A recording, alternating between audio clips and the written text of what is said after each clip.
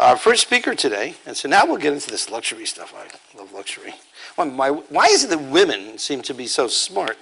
When it comes to luxury, I go down to vacation spaces, like I was in Eilat, Israel the other day doing some scuba diving, or I go to California and and I find they're full of women, and the men are just somewhere else. But the women are out there doing luxury shopping, visiting all these great, locations around the world that have these beautiful places. So, how do we know that women, by the way, are smarter than men? Anybody tell me that? How do we know that? Anybody know? How do you know? I mean, it's so obvious. How do you know that women are smarter than men? Somebody? A woman? Somebody? Tell me something. Well, you don't find women buying diamonds for men very often, do you? So men are buying diamonds for women. And men are buying luxury products for women. So I think that's very important. I was speaking in India about 2 weeks ago, and I said one of the main problems there is that there's so few women in the business in India. There's so few women that are actually participating and involved in the Indian diamond and jewelry industry. And I think that this is a very important thing, that we incorporate more women to this. Having said that, our first speaker today, after David, of course, I better make sure that I have everything correctly organized. The luxury consumer, changing consumer values and new marketing strategies, Pam Danziger. Now, Pam is from Unity Marketing. She's just written a book called Putting the Lux Back in Luxury. And she has great consumer insights, lots of numbers, statistics, data, and everything. And I think she's going to be, if you listen to her, you're going to start understanding the background of what luxury is all about and how it really works. And I think that in fact, is very important for all of us in the jewelry industry, because, the diamond guys, they're like commodity guys. They're cutting these diamonds, they're playing with their pebbles. A lot of them don't really see very far beyond their belly button, or they're safe. But in fact, as the world becomes more sophisticated, and like I said, Apple becomes worth more than Exxon, we're really not looking at our customers, we're looking at our customers' customers' customers. And we're trying to decipher their trends. We're trying to understand, where are our products going? Who is appreciating them? Who is going to be appreciating them? And perhaps the most important thing is, how do we add value to our products? And understanding that a value addition chain requires us to understand the mindset of luxury. Because diamonds are luxurious, gold is luxurious, gems are luxurious, the things that we sell are. So just understanding how to cut a diamond nicely, or just understanding how to sell or sort or merchandise or do all those things, it's very important, don't get me wrong. But as jewelers have known all along, they don't really sell the product. They sell the idea behind the product. And if you really want to understand the idea behind the product, you need to spend some time understanding luxury. To that extent, we will bring forward over here, Pam, if you come up here and I introduce you, I bring you Mrs. Pam Danziger. Hello, Pam. Rock and roll, Pam. Have fun. Yeah, thank you. I appreciate you coming and spending some time with me this morning to talk about luxury. This really is a tough act to follow, and I encourage all of you to give generously to the Jewelers for Children. I happen to know one of the charities, St. Jude's, and my brother-in-law is a cancer specialist in Phoenix, so he told us that St. Jude's is one of the best charities to give to, so I encourage you generously to give. I'm going to be talking about luxury today, and I guess, again, when we're talking about children and health and their issues, it's sort of, the question is, how important is that? Well, it's our business. In the jewelry business in particular, I mean, it is the ultimate of all luxury businesses, because no one needs any of what you have to sell. So I think once we recognize that, we can realize that that's the challenge that we all face. And my company, Unity Marketing, just published a new study of the jewelry market.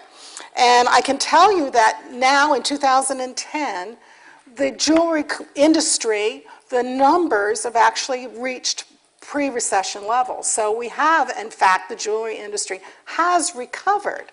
However, the jewelry market today is very different than it was before the recession. And that's what we really have to understand. That's what's going to help us put the lux back in luxury. And we've seen a lot of the headlines, at least up until August 8th, when the stock market came crashing down again. There's been a lot of talk about how the luxury market is back, a lot of noise in the media about how these companies are growing, how fast, Neiman Marcus, Saks Fifth Avenue, Nordstrom's, Tiffany's, all are doing, posting record profits and record growth. But the fact is, those headlines lead you to believe that the market is back the way it was, and that is not the case. If you go into Saks today, it is a very different store today in 2011 than it was in 2006 and 2007. And these companies that are posting strong profits are being rewarded by the changes that they have made. So that's really the challenge. We have to make changes to our business in light of a new economy, and it really is a value shift, The consumers that we're selling to are valuing new and different things, and that's what I want to talk to you about today, sort of that shift and what it really means and how you can align your brand, your products, your value proposition with the new consumer. And Bernard Arnault, the chairman of LVMH, reminds us nothing will be the same again. And let's put it to rest, it's illusory to think that it will be the same again. We are in a new market. Now, all of us want to know what's coming, what's ahead, what's the future hold for our businesses. Not just the fourth quarter, which apparently I'm going to be talking about at lunchtime. I'm going to be recorded about what's going to happen in the fourth quarter, but we're thinking about what's going to be 2012, 2013, 2015. And a lot of people, particularly the money people, often like to study the past and think that the past is the best predictor of the future. And in some ways, there's some reality there, but really, if you want to know where the market is going, where your business is going, what you really need to invest in is not studying the past and certainly not looking at your competitors. What you want to invest in is studying your consumers, because they are out in front. You have to follow them. They are changing, and consumer insights is ultimately the piece of the puzzle that a lot of people ignore, but that's really where the future comes from. It comes from your consumer, and you really need to understand them, and they will show you where the future lies. With my orientation toward consumers, my company does 4 times a year, we study and we survey 1,200 plus affluent luxury consumers. So every quarter, at the end of every quarter, we field a survey. At the end of the year, we've talked to about 5,000 different luxury consumers about their purchases and about their priorities in the luxury market. Now, we surveyed the top 20% of U.S. households, and I'll be getting into a little bit more about those households that we do survey. And the top 20% of households starts at roughly $100,000. And if you look at those households, the top 2%, the people with $250,000 and above, would represent about 10% of the total affluent market. Well, in our surveys, we oversample that top 2%, so that rather than 10% of our sample, it represents 1/3 of our sample. So if you want to understand the research that we do, it's very much skewed and oriented toward the upper 2% of U.S. households. But when we talk about the affluent market, when we talk about luxury consumers, and again, in this recessionary time, why does it matter? Well, the fact is the luxury consumers are the heavy lifters in today's consumer economy. $14 trillion in our economy, 70% of that is devoted to consumers. Who are the big ones there? It's the affluent. They represent the top 20% of U.S. households. They account for more than 50% of all income in the country. And 40% of all consumer spending, more than 40%, is taken up and attributed to that top 20%. And since you are in the business of selling luxury, nobody needs it, it's totally discretionary. You could probably figure at least 90% of the total discretionary income in the country is going toward is being spent by the affluent consumers, those heavy lifters. We want to understand the consumer. There are really 3 pieces of the equation that you need to think about when you are studying a consumer market. You need to understand the demographics, which is the facts and figures about how big the market is. You need to understand the purchase behavior and how people shop and buy in your category. And then you need to understand the psychographics, the psychology of the consumer. And in this area of luxury, the psychology is really the most important piece. And that's why we're going to get to that at the end. Let's start first with demographics of affluence. And marketing always starts with the consumer. And understanding the consumer really starts with demographics. And I devote a lot of attention in my new book, Putting the Lux Back in Luxury, on the demographics of luxury, because it's been my experience, people really do not understand the demographics of the affluent consumer that they're selling to. Now, overall, there are 24 million US households, and now that I'm starting to put numbers up on the board, I know that you might want to take notes. If you want a copy of this presentation, please give me your card after the meeting, and I'll be glad to get a copy of that to you. But there's about 24 million households that live in that top 20% of US households. And if we just look, and it starts at about $100,000, and people in New York always are kind of amazed. How can you call people making $100,000 affluent? Well, you know, it's the top 20%, and that's, you know, the numbers say it all. But if you think about, we have a very diverse economy, we have a very diverse country, and a single woman who's living in Des Moines, Iowa, and she's a 35-year-old lawyer, she's an associate, she's making $100,000 in Des Moines. She's living a pretty luxurious lifestyle as a single woman, but she's a lawyer. She's likely to marry another lawyer. She is likely to become a partner in her law firm, and very rapidly she will be propelled into the upper 2% of US households, which starts at about $250,000. About 2.4 million of those. Now, in the luxury market, I mean, we can cut and divide the incomes in a variety of different ways. But in my study of the affluence, I've discovered there's only two income segments that you really need to know anything about. The first one is the lower income segment, the Henrys. They're called Henrys, stands for high earners, not rich yet. And those are people who have household incomes from about $100,000 to $250,000. And then there's the ultra affluents, and those are the people at the top 2% of US households with incomes of $250,000 and above. Now, overall, the whole affluent segment, their average income of the entire affluent segment is $170,000.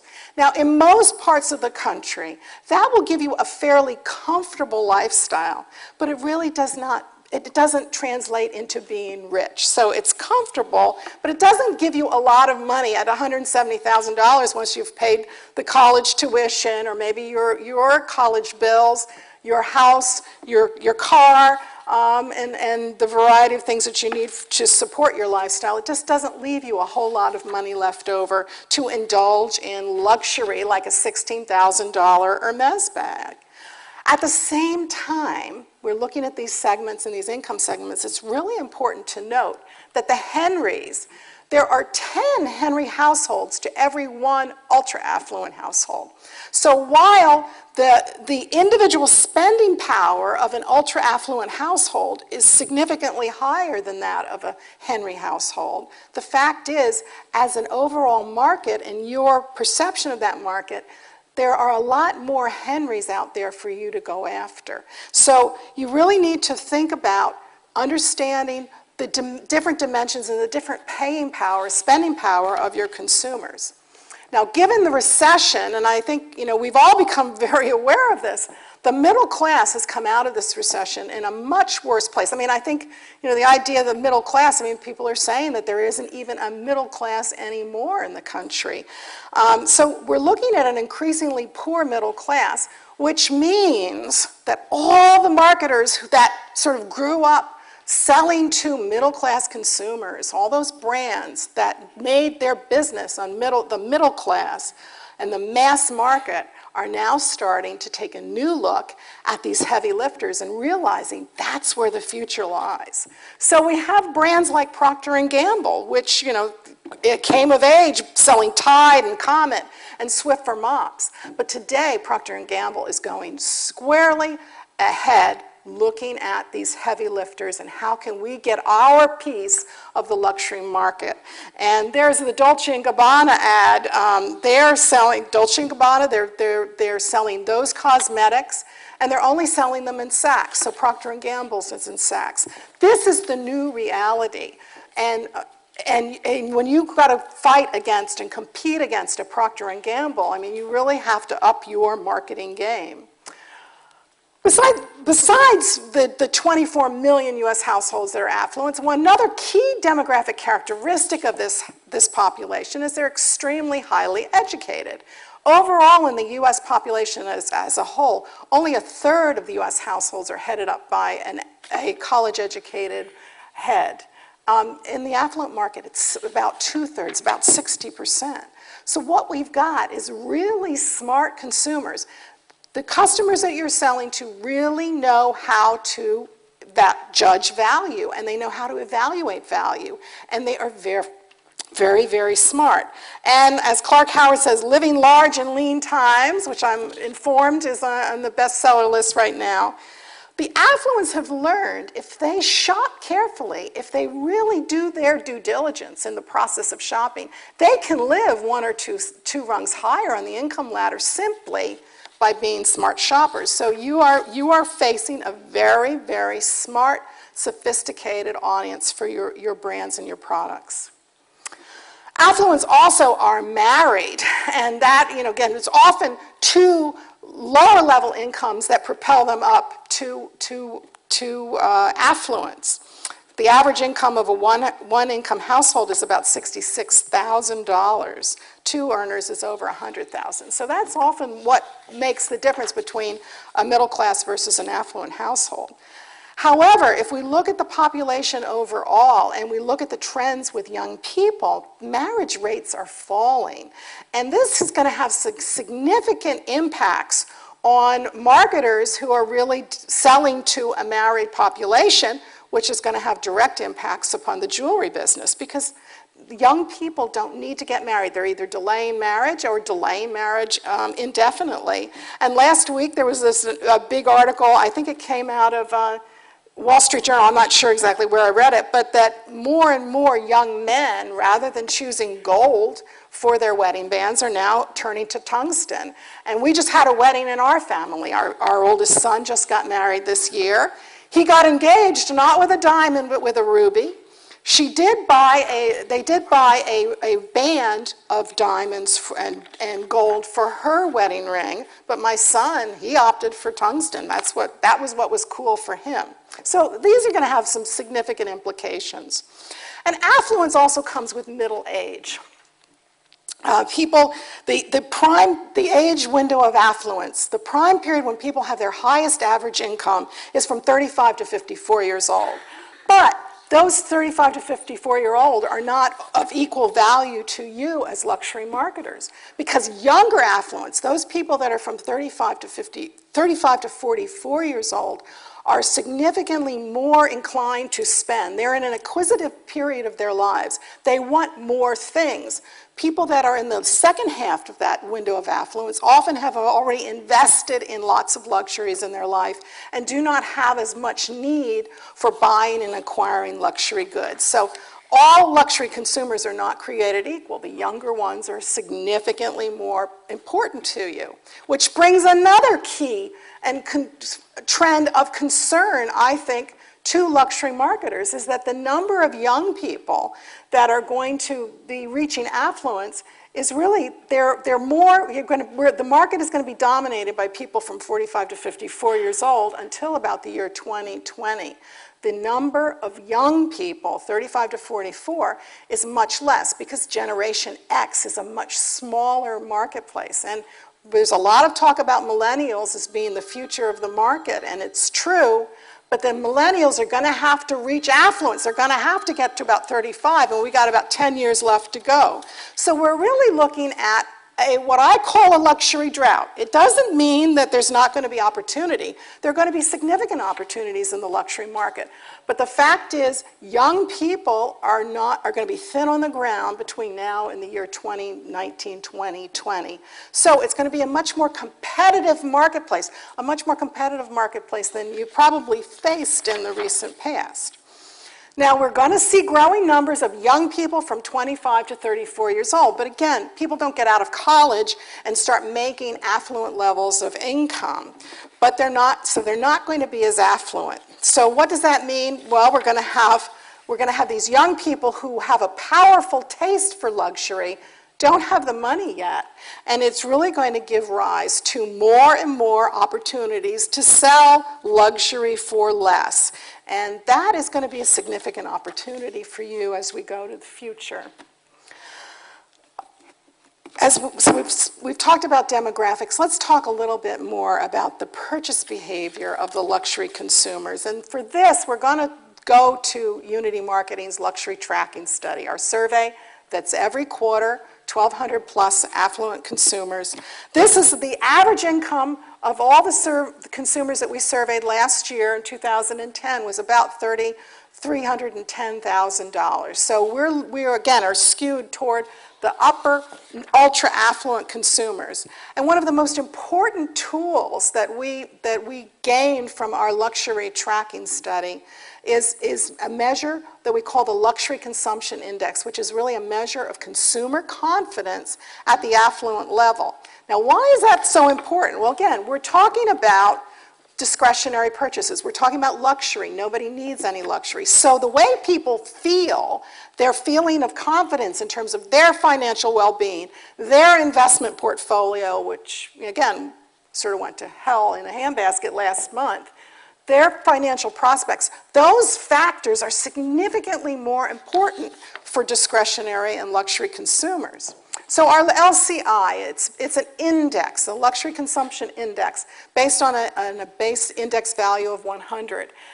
And in the third quarter of 2011, it came down, it dropped the sharpest drop we saw during the recession. So it's down to 66 points, and it really, it really causes me a lot of concern. We were out there in front of that market decline. We were talking about this decline in July, and then the stock market, of course, collapsed about 2 weeks later. So it really reflects how people feel, and there still is, at least among luxury consumers, a lot of concern about where they stand in the economy, the future of the economy. And again, the easiest thing for a person to do when it comes to luxury purchases is sit. They don't have to buy it, so they sit.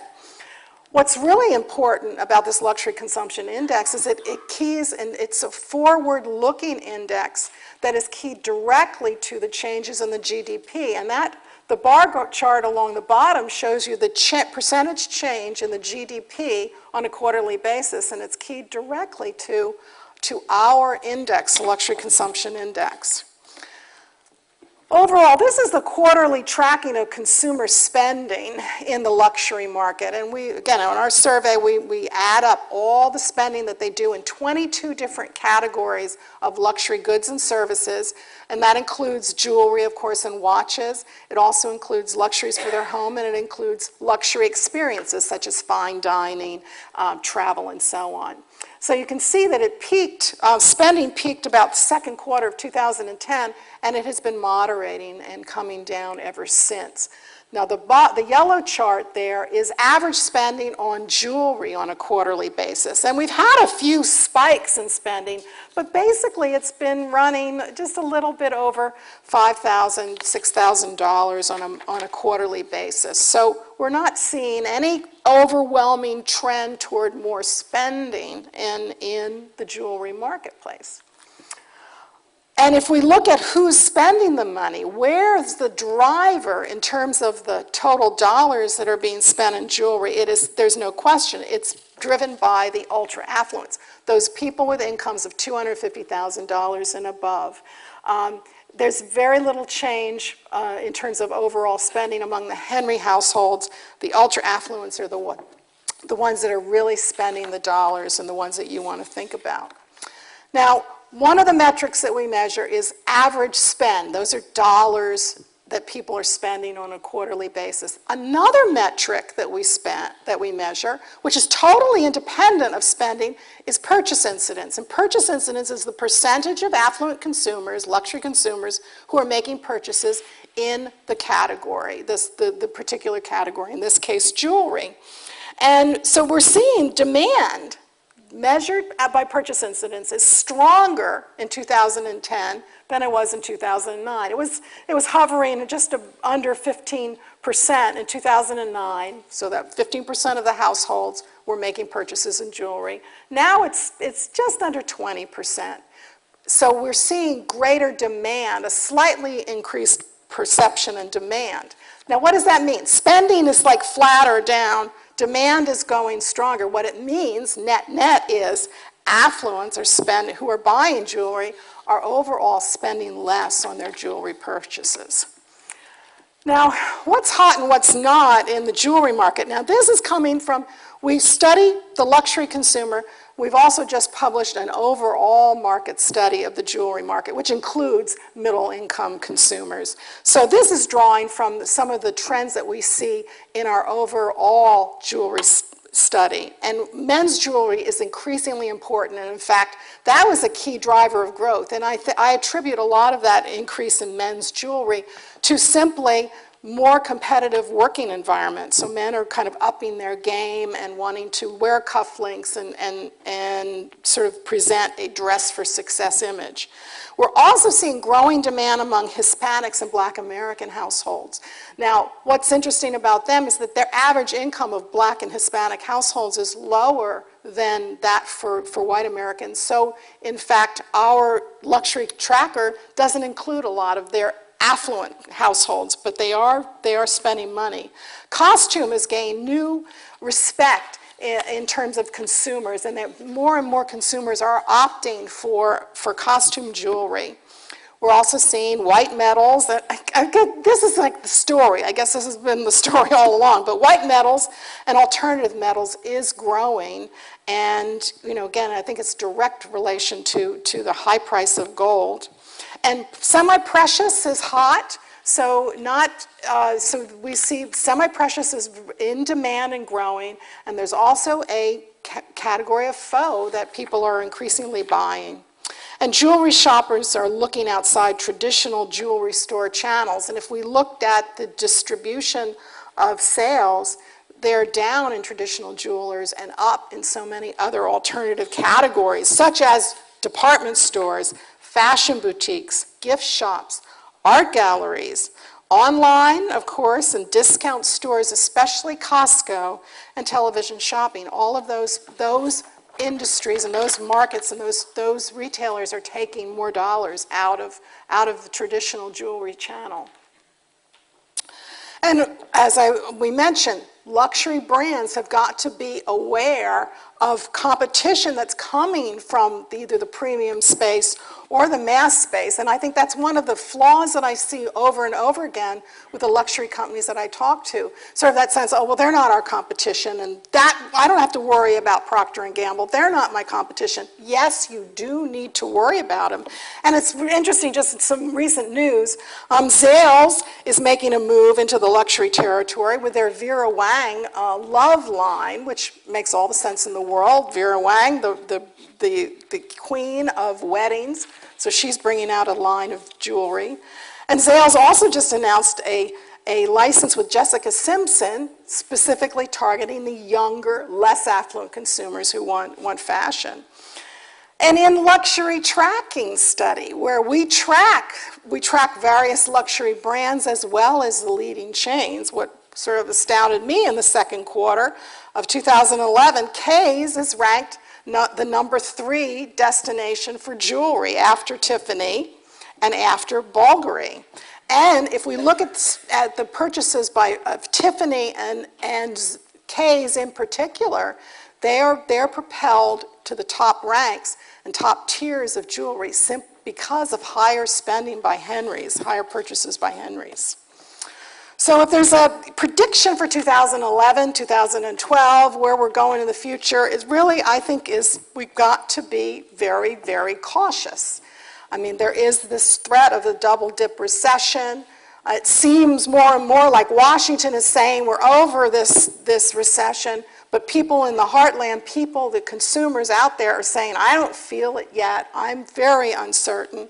The Merriam-Webster dictionary named austerity the word of the year for 2010, and I think that's very telling.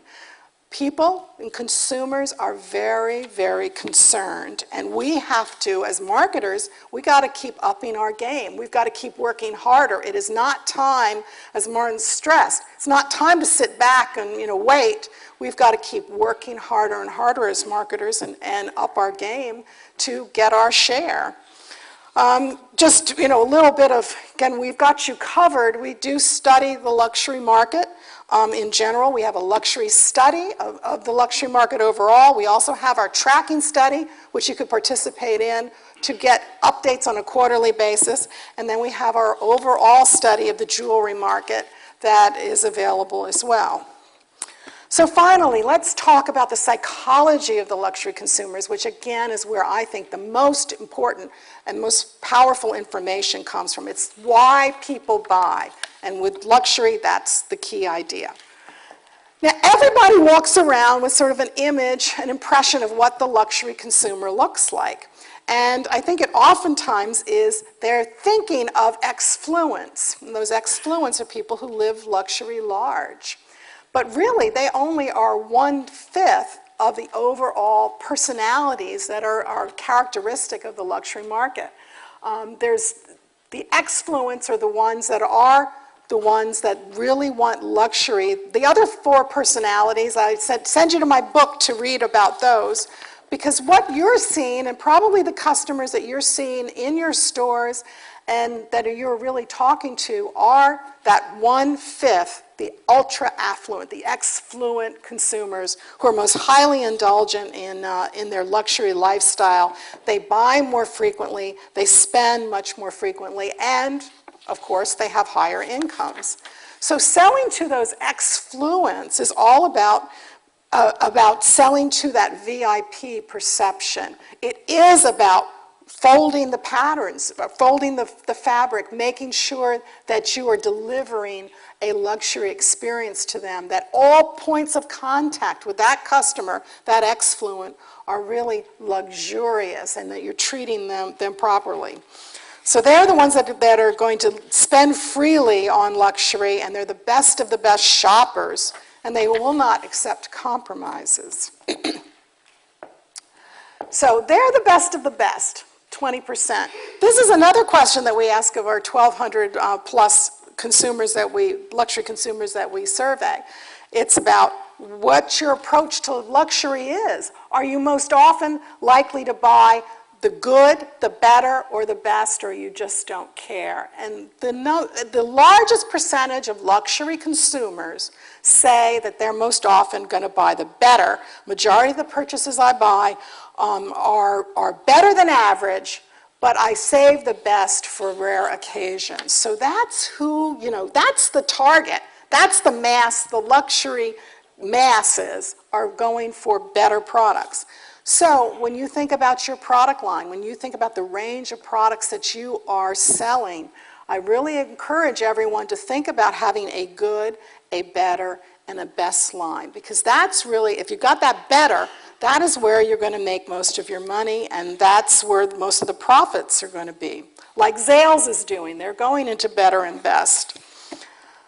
But while we're looking at this new value proposition, and while we're sort of like, can we have good and better and best, one of the most important opportunities today is to reposition your better products by going up, not down in price. By repositioning your best of the best higher, you give more latitude and more room for your better products to be priced. And this is something that designers have known forever. Burberry's Prorsum is a brand now. Burberry's is here, now they have Prorsum up here, which is even the best of the best. Or Coach, which has now come out with the Reed Krakoff line, which is, again, repositioning Coach with a higher price line. BMW owns Rolls-Royce, and Mercedes-Benz owns the ultra-luxury Maybach line. So there is opportunity. It's not all about reducing prices. It's really about repositioning and changing the way people look at your products and look at the value proposition. So let's just look now at who is this luxury consumer of your future and who are you really selling to.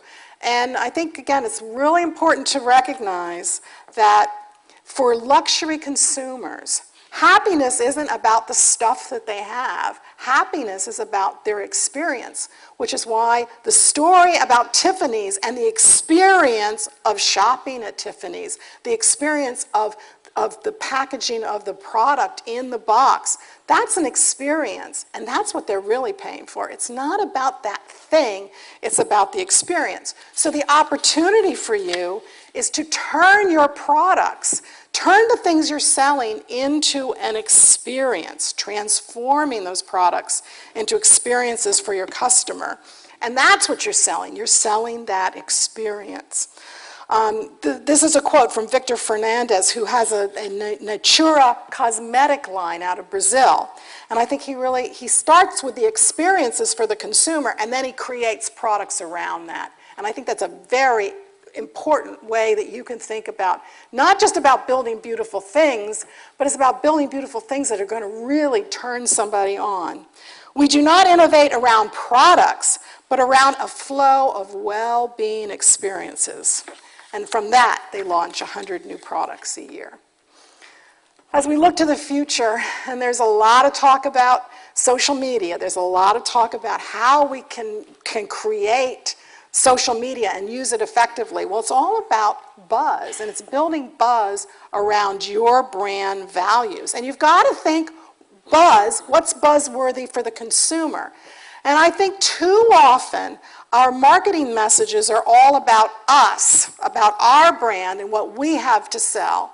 But really, the buzzworthy messages are the messages that are coming from the consumer's point of view, about what is exciting about your brand from the consumer. And you can learn that, a lot of that, by listening to the consumer and brainstorming ideas that come from the consumer, because that's where your buzzworthy messages are going to come from. As luxury consumers in this new day and age of a new value proposition, I find more and more brands are overdoing, or we've overdone status, we've overdone image, we've kind of pushed the line over to status. And that we really need to realign and bring it back and start selling and understand that luxury consumers are paying for quality. And what they want is quality, and that's putting substance before the message of status. So we want to shift our marketing messages. We want to shift our advertising. We want to shift all the ways we communicate with the consumer away from, not doing away with the totally image, but shifting it back and telling more about what we have to offer. I mean, what's unique about the jewelry business, unlike any other category of luxury, is that there is that sense that jewelry has an inherent intrinsic value, unlike any other luxury good that is out there. So you really do have a very powerful ability to communicate a quality story. So if there's guidelines, and I know some people have misunderstood this. I'm not saying Vogue should transform itself into Consumer Reports, but as marketers and as ways of you communicating your brand to the consumer through all the different vehicles that you have, I think it's incumbent upon us today to start thinking more like Consumer Reports, putting the substance, putting the substance and the values up front, and putting that status idea to the side. As Warren Buffett says, price is what you pay, but value is what you get. And affluents are looking for value. And in today's marketplace, they don't have to spend a penny more than what they perceive the value to be. And if they're not buying, it may be because the value, their perception of the value isn't there. When we think about the communication to our customers, you want to give these smart shoppers who are they're doing their due diligence, they are paying attention and research. You want to give your shoppers news that they can use to be better shoppers. So you want to help them by communicating your value. And I just want to close with a few key ideas from my book. And it's really, we've got to integrate. We've got to understand who our consumers is. We've got to invest in understanding our customer. We also have to innovate. We have to be willing to innovate our products. We have to be willing to innovate our channels of distribution. We have to be willing to innovate when it comes to the price points that we sell, to who we sell to, and what we're selling, and the way we structure our businesses. But most important in this area of luxury, we've got to inspire. We've got to inspire our partners, the retailing partners that we sell through. We've got to inspire ourselves and our staffs. We've got to inspire the consumer. And in marketing, perception really is reality. And you have a lot of power of changing those perceptions and creating the right perception for your customers that will give them that luxury experience. A very interesting study came out of Cornell. It's the food lab at Cornell. Dr. Brian Wansek, who's the most famous social psychologist that you've probably never heard of, but he is the man who invented the 100-calorie snack pack, and he also discovered that if you serve food on bigger plates versus smaller plates, I mean, you eat less calories on a small plate. So he is the dieter's friend. But he studied how perception changes the experience for diners. And he set up a study where he had two groups that were going to, one group was going to be served a meal in a plain Jane, non-luxurious fashion at all. So plain Jane, no frills dining experience. And the other group was going to get a luxury dining experience in a fine restaurant. Now, his food group went out and they bought all the food at the same place. They bought frozen fish at Costco. They bought frozen green beans, scalloped potatoes, chocolate cake. All of it came from Costco. The plain dining, the no-frills dining experience people, they served that food, gave people a menu card that just said fish and scalloped potatoes and green beans, set the table with paper plates and plastic forks, and nothing special whatsoever. Set that group down, asked them to rate the food that they were served. And on a scale of 1 to 10, they rated their food 3.4, okay? The other group came in and they were wined and dined. They were set, they had linens on the table. They were served their food on china plates. They had centerpieces. They had candle lighting. They had a restaurant card, a menu description that said pan crow encrusted Mediterranean sea bass fillet. So they prettied up the description of the food. And they served the exact same food. They did pretty it up on the plate, so they served it in a presentation like a fine dining experience, but it was exactly the same food, and then asked those people to rate the food.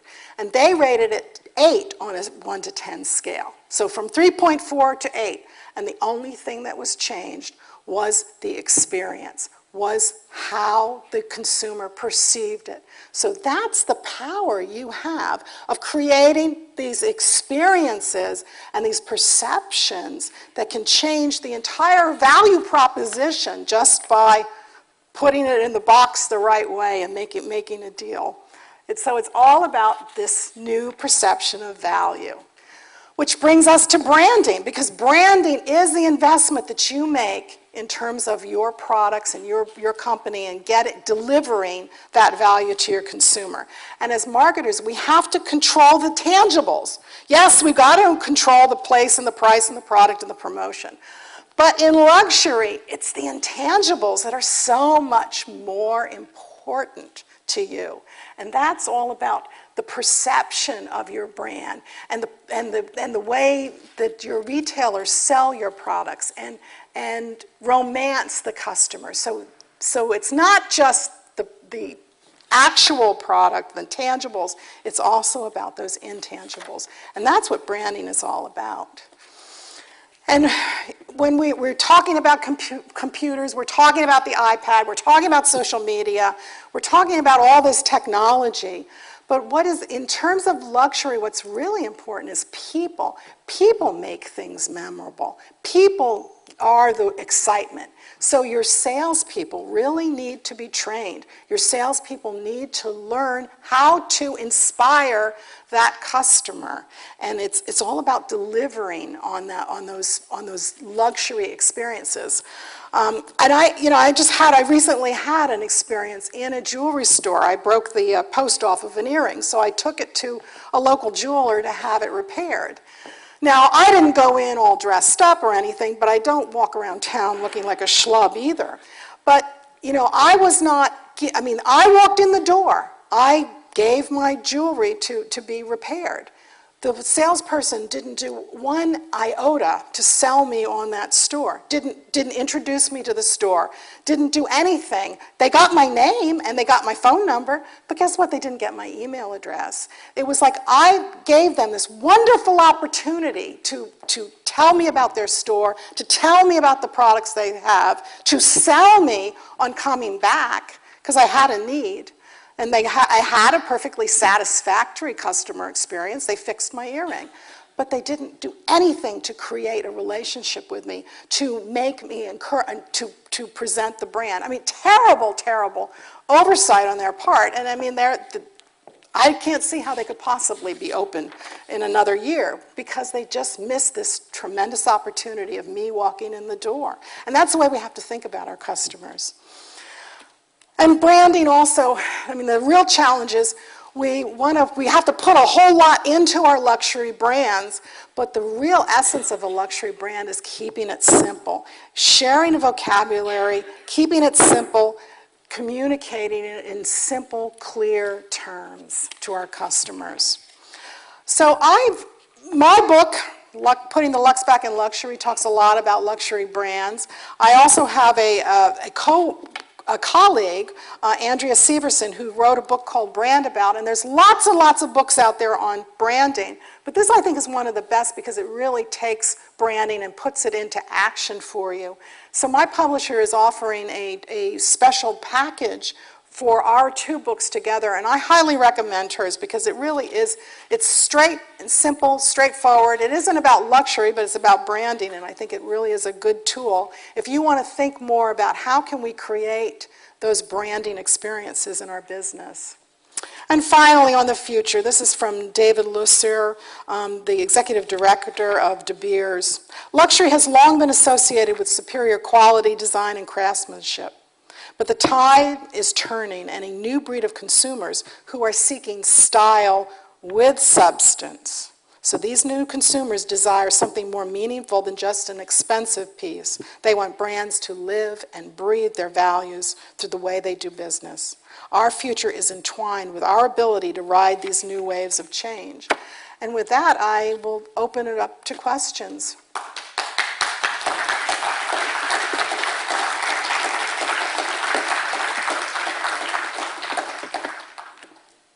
I think there's a mic down here.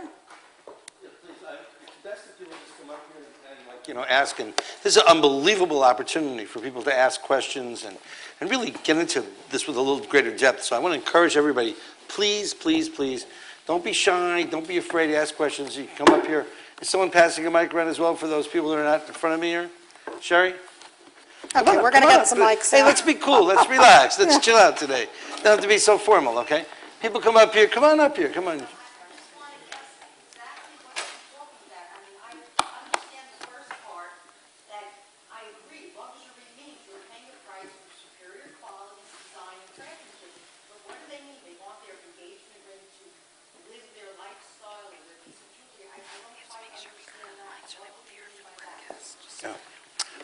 Well, we need people to go to the mics. If you can repeat the question. We have about 150 people or so watching this on the internet. So we want to make sure we talk in mics. And Sherry, make sure we get a mic out there. All right. Well, you're saying, how can I change an engagement ring into an experience for the consumer? And I think that's what you're saying. It's like I understand about I'm selling a product, but how do I transform it into an experience? And I think that's the challenge that all of us face. I mean, we're selling things, but yet what we really are, but what the consumer is buying is something totally different. It is that experience. So it has to do with the way that you that you romance the customers, so the way that you deal with the customers. I mean, one of the easiest ways to create experiences for your luxury consumers is through the selling experience, is through the retailing experience. But what kind of product, are you a product manufacturer? Well, we're in wholesale diamonds, but... Wholesale diamonds, okay. The thing I'm curious about is when you say you want the brand to live their value. So, for example, if you walk into De Beers on Fifth Avenue, what is it that they want De Beers, in other words, they're buying a diamond there. What does that mean that it's coinciding with what their values are? Right. I don't quite understand how he's, Well, okay. what his point is. Well, I understand the challenge, but like, why do you drive a Ford and somebody else drives a BMW and somebody else drives a Mercedes? I mean, there are lots and lots of different brands. I mean, and the challenge for a marketer, a challenge for a brand marketer, is to figure out how can I connect with consumers who are those people who are really going to have the same values that I want to profess. It's not for everybody. I mean, luxury is not a mass market opportunity. What you really want to do is find those special customers who have those special needs that your brand specially communicates with. And I mean, Tiffany's is the perfect example. It's the case study of how they've created those experiences because of the blue box. I mean, that means something. You get a gift from Tiffany's, that has a meaning all of its own that elevates it above the sterling silver, $15 key ring that it is. So it's really a matter of understanding what you're selling, understanding what your brand is, and understanding how to communicate with those people. It's not for everybody, those people who will find that special. So, De Beers is doing it in one way, Tiffany is doing it in another way, Cartier is doing it in another way. And that's the power of marketing. Perception is reality, and you can create those realities through managing that brand and managing that perception. So, I mean, I know it's hard to put your hands around, but yet that's your business today. And that's why you got to step up to this plate of branding, not just selling, wholesale diamonds. So basically, you really have to know your consumer base. You have to know them very well. I just want to add one thing before. This afternoon session is about social responsibility. Your consumer, if you're making a diamond, where did it come from? Is it a blood diamond? Can you answer the question? Or even more, Sissy's Log Cabin. Sissy's this amazing retailer in the middle of nowhere. She sells the engagement experience. So a young guy doesn't know what to do. She has the whole thing set up with a butler and a diamond hidden in a piece of cake and the whole schmeal. So you're not a retailer, so maybe you're a little removed. But you need to understand the process that goes through. So, like, diamond is forever. That's not selling the diamond. That's selling the idea. The girl's forever. The relationships are going to be together. I'm not going to divorce you, honey. Here's this diamond. So that idea behind the product, I think that's what Stephen's talking about. And if you look, I think just one more point. De Beers did not invent diamond demand. Diamond demand was invented when the first guy asked the first girl to marry him. And they gave jade in China and pearls in Japan and gold in Saudi Arabia. De Beers rode that wave and positioned diamonds like a ping pong ball on a tsunami wave of emotion. That's all that De Beers really did. They just plugged the diamond into the engagement ring, into the man-woman commitment. That's the idea. So when you're selling your product, you have to be thinking about your customer and how you position the product in confidence. If she was talking about confidence, maybe that's certification. I don't know. But I'm sorry, I don't mean to cut into No, this. it's absolutely true. The ideas are very powerful, and that's what we need to be thinking about today. So that's why today's about luxury is like transcending the product. So. Yeah, exactly. Exactly. Hi. Little off topic, but did you in your research look at people, or did you hear about people buying things on Gilt Group and Ideally and Rue La La and Oh, yeah. and Can you talk about that? Yeah, well, that's the luxury for less, and that's part of being a really smart shopper. And, I mean, every quarter we include all of those, those flash sites in our tracking study. They're still accounting for a very small percentage of sales at this point. But, I mean, the fact is that Nordstrom's just bought, was it Haute Look? They just bought them. Saks has now come out with their own little flash site. I mean, it's like, it really is, it's a very, very appealing concept because it's like, get it now, it won't be here forever. So that gives exclusivity, which is an important value of luxury brands. It sort of turns it from having to be exclusive simply because it's so high priced to being exclusive because it's only here today and gone tomorrow. And that's a very powerful shopping concept, and it's something that these are smart shoppers. They are doing their due diligence. I mean, if you're selling diamonds, you better believe that those people going into your store have already done they know about the 4 C's. It's like, don't even talk there. You're gonna have to go to a new level with these people. And so that's all part of this smart shopper. We've got one more question up here, Pam. Yes.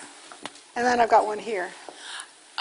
You mentioned the whole restaurant experiment, Yeah, the paper plate versus a luxury experience, and you're talking about the importance of substance over just style.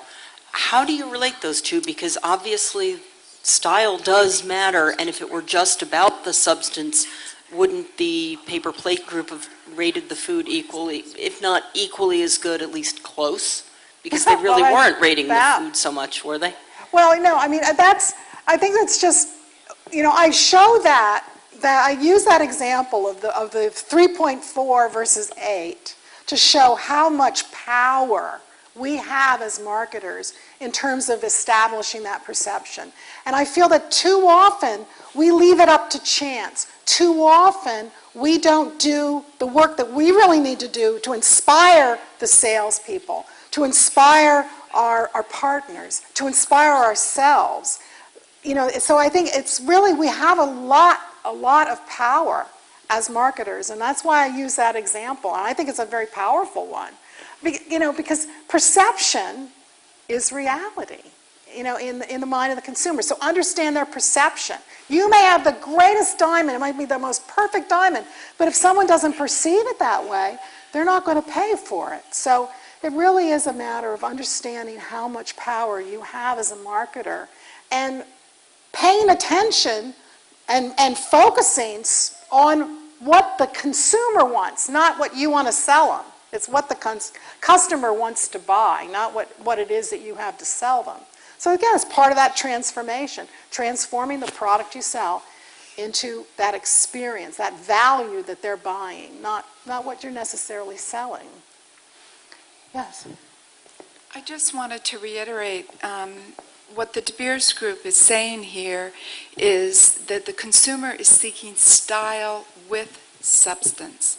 It's not either or, which is the reason branding is so important and the reason that Zales is licensing with Vera Wang, who has completely transformed the bridal experience in the last 20 years and has spent millions of dollars doing that, and the entire experience of celebrating life's changes. Yes. And it's not just about substance. It's not just about style. It's the combination of all of it, Exactly. which is why licensing of clear, distinct brand impressions is so important today. Right. Well, what I'm really talking about is it's a balance. I think we've gone I think definitely prior to the recession, we went too far over on emphasizing status and not providing that substance. And I think we're really going to we just have to bring the balance back to provide both. Style and substance is going to be both. Absolutely. Thank you. Yes. Got one last one up here. Oh, okay, right here, and then we'll get to...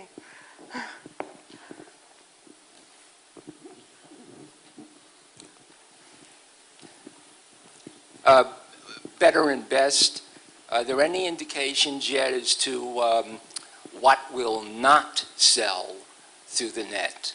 And related to that, If you're selling product through the net, how do you provide an experience? Well, and how do you provide an experience on the internet? And that's a very interesting question, because the fact is you are providing an experience. It's just a different kind of experience. It's convenience. Now, who are luxury consumers? These are people making lots of money. These are people who have very busy lives. These are people who work, 50, 60, 70 hours a week, who they're married, they have children, they have responsibilities. They do not have time necessarily to go to the store. So you are selling a big, big convenience when you're selling over the internet. What won't sell on the internet? I don't think there's a thing that won't sell on the internet. I mean, I think that, our findings and our research in terms of how affluent and luxury consumers are using the internet is they are using it. And I know probably many of you have faced the fact that shoppers come in, they take your time to sell them and show them products, and then they go home and they buy it on the internet. And that's very frustrating. But it's a reality. These are smart people, and they've learned how to live a couple rungs up the ladder if they shop smartly. So it's a fact. So I think that you need to be on the internet. You need to not exclude it in terms of your channels of distribution. You need to be smarter. You need to be smarter than the consumer. And that you got to be ahead of them, or at least anticipating where they're going to go. Yes, you had a question. My perception is that spending on marketing in the jewelry industry has decreased since the recession. So I agree with you that a lot of things are changing. Do you think enough money now is being spent on marketing by the industry? Certainly De Beers has changed its direction on how it spends its marketing money. And which parts of the industry should be supporting marketing, and based on the amount of money that the industry generates in jewelry sales, can you talk a little bit about what the proper balance is between advertising and ad co-op and things like that? Well, marketing is not advertising. Advertising is something different. And I don't think you can really say how much 5% of sales should be devoted to advertising or marketing. I don't think you really should say it. I mean, think about it in terms of that kind of equation. I think what you really need to do, everything that you're doing, is about marketing and branding. I mean, that's ultimately what you have to think about. You're investing in that on an ongoing basis. And it doesn't have to be expensive to be powerful. And that's what we've learned through social media. So I think it's a matter of really thinking through buzz. What can we make that's buzzworthy, that we don't have to spend a lot of money? I mean, public relations can be so much more powerful than advertising. I was giving a talk at JCK's jewelry show a couple years ago, and I had somebody come up to me, and he was frustrated by branding and how much he had to spend on branding. He said, oh, that David Yurman guy, he sells $10 worth of sterling silver, and makes $300, $400, $500 on it. How can that guy get away with it? And he's like totally, it's like, yes, that's how he gets away with it, because he's created this unique design, he's created this image, he's created this brand that qualifies and commands that kind of premium. And it's like, did it cost him money to do that? No, not really. But he knew what he wanted to do, and he did it. He put one foot in front of the other, day in and day out, until he achieved that kind of perception. So it really is about everything. Everything you're doing, I think, should be focused toward marketing, branding, customer, understanding the customer. And it's really not a matter of dollars. It's really, and having, television shopping. I am a huge fan of television shopping. And what do you need to be on television? You just need to have somebody who can talk fun and enjoyable for an hour and selling their products. That doesn't have to be a neat product. It just has to be a neat person selling it. So, yes. I hear what you say. On the other hand, sorry. I hear all what you're saying about, branding and everything, but on the other hand, we cannot avoid the growth of companies like Costco. like you just mentioned earlier. Like Big- who? Costco, Costco, yeah. yeah, and they have no brand. You Oh, coming- they have a very definitely have a brand. Well, when you're coming, when you're going to Costco and you're looking at the jewelry showcases, it's not even anybody to talk to about. You're looking at the showcase, it's not any experience as far as shopping, zero experience, I should say. If you compare it to Tiffany, we're looking to two different completely end of the road. One of them you have this all beautiful wrapping and beautiful, inspiration and all this beautiful. And you come into Costco and you're looking at the showcases of the jewelry, which is maybe 2-3 showcases. Nobody's even there to ask about. That isn't the experience that you consider luxury, but I will tell you, that's an experience that many people want. Costco definitely has a brand. Costco definitely is truly very successful at what they're doing. It's just a different experience. And that's the opportunity. We can all create different kinds of experiences through the partners that we choose to sell to, through the experiences that we choose. So it's like luxury experience doesn't have to be going to Tiffany's. If it were, then everybody would shop at Tiffany's and there would be no other place for people to go. So this is the point that I'm trying to make. It's very important to understand that, it's a wide range of opportunities and it's a wide range of different experiences. Exactly. And it's a wide range of clientele.